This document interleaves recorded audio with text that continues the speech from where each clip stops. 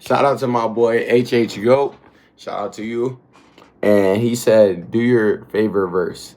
Can you do a video on your favorite verse? My favorite verse is Jeremiah 29:11.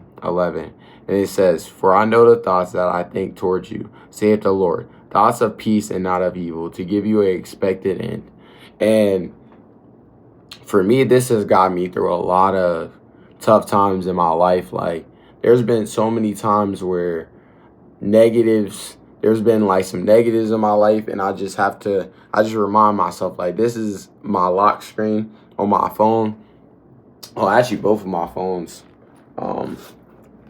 Show you right now.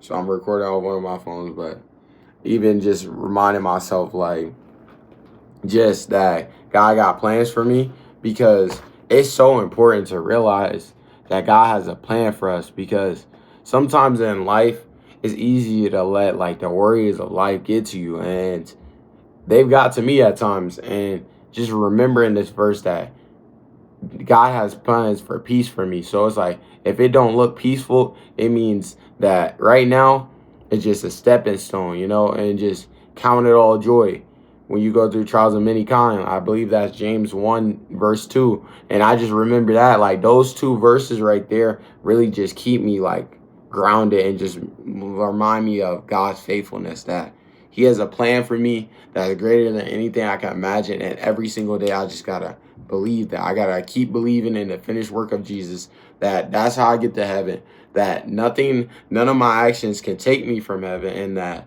every day I gotta remember God got a plan for me. So even if my situation don't look the best to me, I gotta realize that God is looking at it like, okay, this is a needed step for him to go through.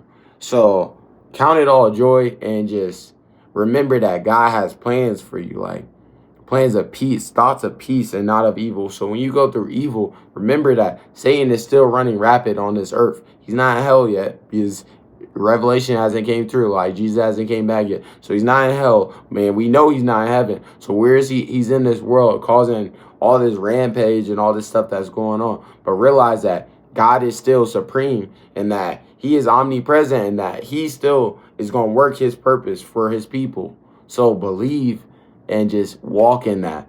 And it just keeps me grounded, like, for real, just realizing like my foundation's on God. I can't lose. So remember that. I love you, but Jesus loves you more. Remember that he has plans for you. For you specifically, you watching this video. Jesus loved you enough to die on the cross for you. God bless you.